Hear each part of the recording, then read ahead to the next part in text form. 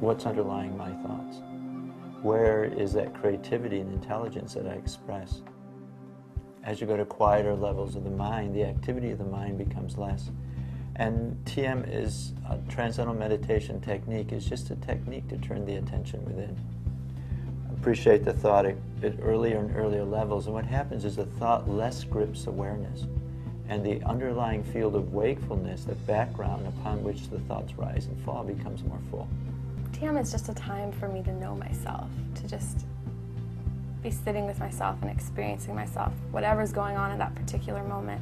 Suddenly the waves settle down, and now I'm with not only this silence like you have perhaps in deep sleep, but it's awake.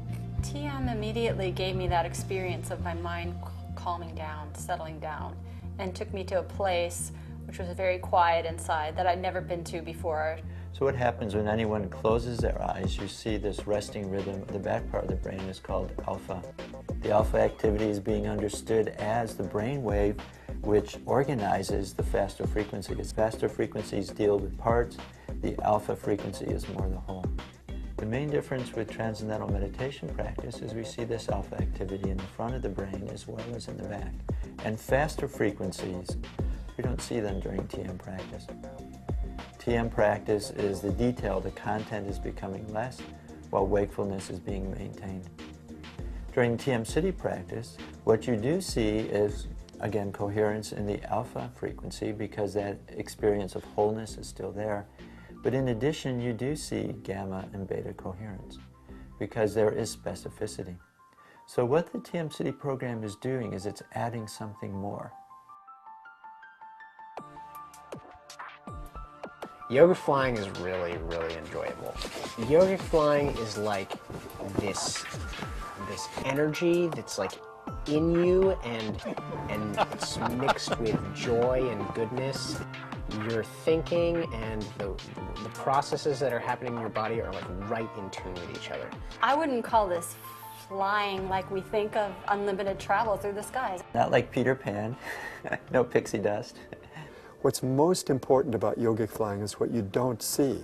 So the reason people do this isn't so much that they expect to fly someday. Whatever you might think of the phenomenon of the body bouncing across the foam, hopping across the foam, whether you're impressed as many people are or whether it looks odd, what's important is what you can't see, which is the integrated brain functioning, which is at the basis of developing our full creativity and intelligence, the happiness and joy and freedom that we all want to experience.